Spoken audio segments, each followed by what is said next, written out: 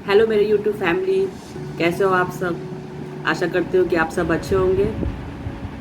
मैं भी अच्छी हूँ। तो मुझे लास्ट वीडियो में एक मेरे फ्रेंड है यूट्यूब, मतलब मेरा सब्सक्राइबर, उसने मुझे कमेंट किया था कि आप मैम आप बताइए आप कैसा प्रिकॉशन रखते हो अपना खाने में और सफाई में ट्रांसप्लांट के बाद।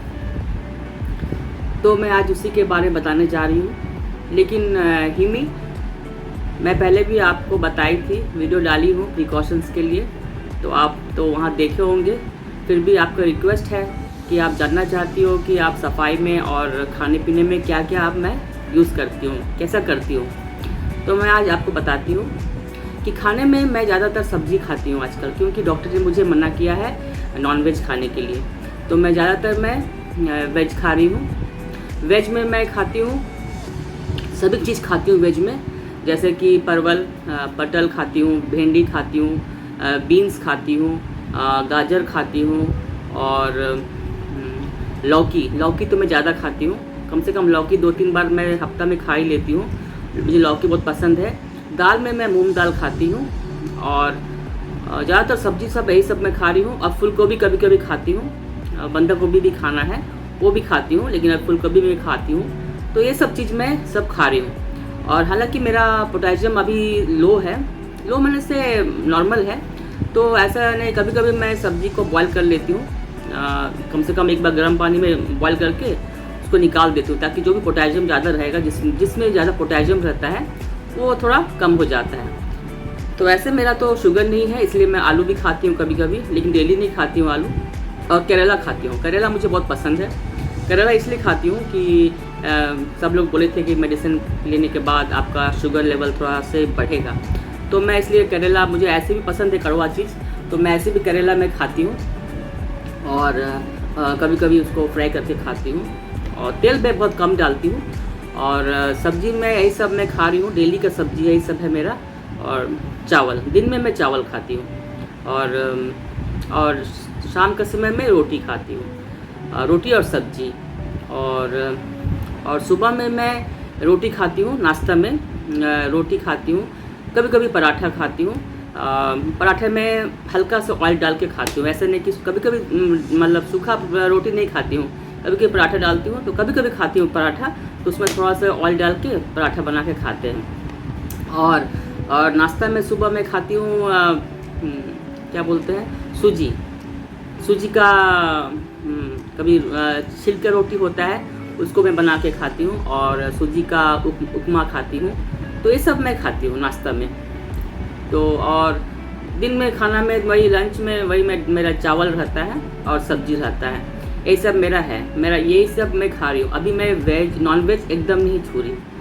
और जिसमें ज़्यादा पोटेशियम होता है सब्जी में, उसको मैं थोड़ा बॉईल कर लेती हूँ, थोड़ा से पानी में एक बार बॉईल करके फिर निकाल देती हूँ, ताकि जो पोटेशियम रहता है। तो मैं जितना भी मैं देखी हूँ सब्जी सबको, सिस्टर लोग बोली थी मुझे कि ऐसे नहीं बॉईल भी नहीं करना है, लेकिन मैं कर लेती हूँ, ताकि किसी किसी पोटेशियम ज़्यादा रहता है और मेरा पोटेशियम अभी लो भी है। तो ऐसा बना खाने से भी कोई दिक्कत नहीं है, क्योंकि मेरा अभी रिपोर्ट सब तो नॉर्मल ही है ना। तो इसलिए मैं वैसे खाती हूँ, अच्छे से साफ़ सफाई में धो के अच्छे से खाती हूँ। और शाम का समय में कम से कम 2 रोटी मैं खाती हूँ, शाम को कम खाती हूँ, 2 रोटी खाती हूँ। और शाम को रात को डिनर में 2 रोटी खाती हूँ और सब्जी खाती हूँ, बस, और कुछ नहीं। दूध नहीं पीती हूँ, मुझे दूध पीना मना किया गया है, गाय का दूध मना है, तो मैं नहीं खाती हूँ। अच्छा, सुबह में मैं कभी कभी दूध का छेना बना के खाती हूँ, नाश्ता में छेना। और 10-11 बजे मैं एक ठो एप्पल खाती हूँ, एक ठो एप्पल बस, डेली। तो ये सब मेरा डेली का रूटीन है खाने पीने का। बस इसी में मेरा अभी तक प्रोटीन लेवल सब चीज़ का नॉर्मली आ रहा है, और ब्लड भी सब सही जा रहा है। तो ये सब है मेरा खाने का।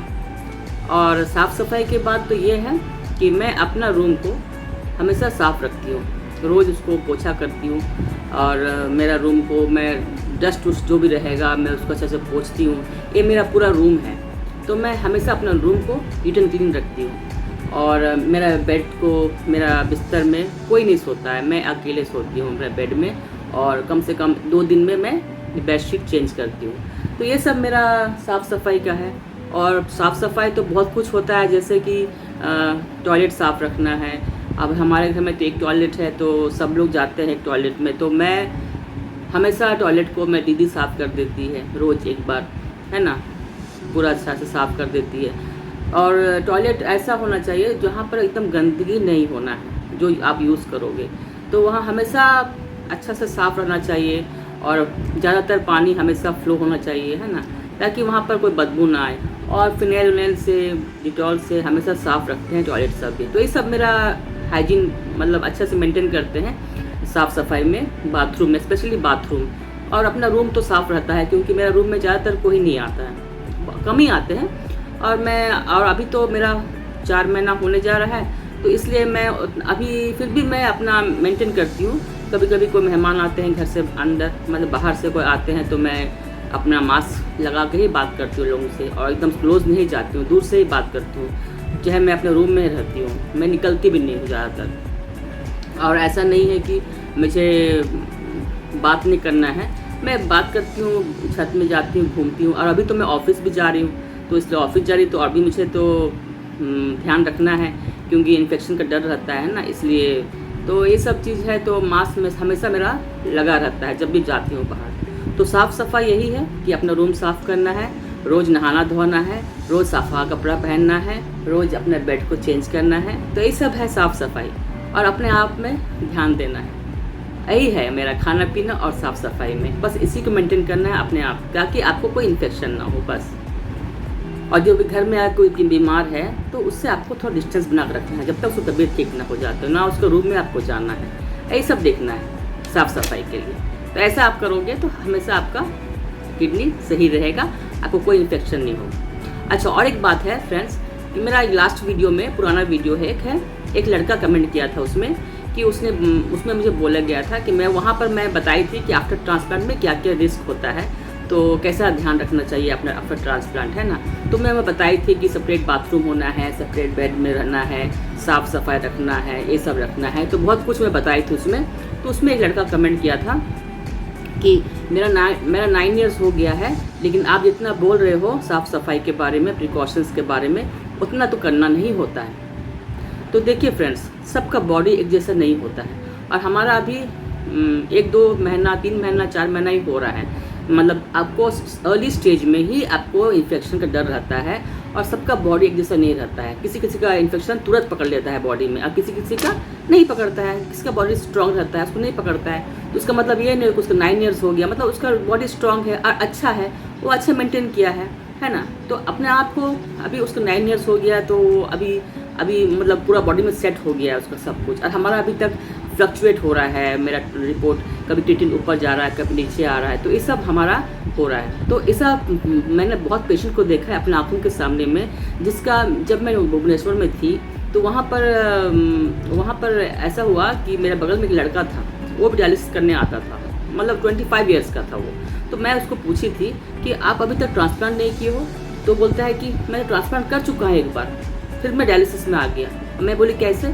तो बोलता है कि मेरा 5-6 महीना ही चला मेरा किडनी, उसको मम्मी दी थी किडनी उसको, तो उसका 5-6 महीना चला। तो उसका क्या हुआ था, थोड़ा खाने पीने में और दवाई ववाई खाने में थोड़ा से वो लापरवाह कर दिया, और थोड़ा इन्फेक्शन उसको लग गया था, उसी में उसका किडनी फेल हो गया।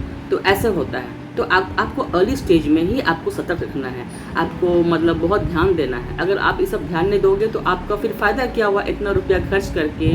सबका बॉडी जैसा नहीं हो, जैसा वो लड़का बोला 9 ईयर्स हो गया, मेरा भी 4 महीना होगा। बहुत लोगों का तो 5-6 महीने में ही किडनी फेल हो जाता है। ये सब बहुत डर सुन के डर लगता है मुझे भी, लेकिन ऐसा सबका साथ में नहीं होता है, किसी किसी के साथ होता है। तो इसलिए अपने आप को ध्यान देना है, ताकि किडनी तो बार बार कोई देगा नहीं हम लोगों को, है ना, और मिलता भी नहीं है, और पैसा भी उतना नहीं है। जो हम लोग करोड़पति लोग हैं, जो एक किडनी खराब हो दूसरा लगा लिए, और पैसा भी रहने से क्या हुआ, आपको डोनर तो मिलना चाहिए। तो ये सब चीज़ हम लोग को ध्यान रखना है। और इसलिए मैं ये बोलना चाहती हूँ, अगर वो लड़का अगर देखेगा ये वीडियो, तो अगर वो बहुत लकी इंसान है, जो उससे कुछ अभी तक हुआ नहीं है, उसका इन्फेक्शन कुछ नहीं हुआ है, वो अभी तक मस्त है ना, और उसका बॉडी में सेट हो गया है, तो अच्छा है, उसका बॉडी अच्छा है। सबका अलग अलग होता है बॉडी का, जिसके किसी का कमज़ोर होता है, किसी का स्ट्रांग होता है। तो ऐसा नहीं बोलना है, सबका अलग अलग। मैं किसी को गलत मैं सजेशन नहीं दूंगी यहाँ पर आके, क्योंकि मैंने भोगा है इतना दिन से। तो मैं सोचती हूँ कि जैसा मैं अच्छा से रहूँ तो दूसरा भी अच्छा से रहे। इसलिए मैं बताई थी कि आपको क्या क्या प्रिकॉशंस रखना है, कैसा ध्यान रखना है आपको अर्ली स्टेज में। और जितना भी आपका 6 साल 7 साल कितना भी लेट हो जाए, बाद में इतना ही पुराना हो जाए, फिर भी आपको प्रिकॉशंस में ध्यान देना है। क्योंकि एक बार आपको इन्फेक्शन लग गया तो फिर आपका पूरा समझो बहुत कुछ हो सकता है आपके साथ। तो ठीक है फ्रेंड्स, मैं आप इतना ही बोल के वीडियो एंड करती हूँ क्योंकि लंबा हो जा रहा है। और हिमी आपको पता चल गया होगा मेरा खाने पीने का और साफ़ सफाई के बारे में। तो ठीक है, bye, have a good day.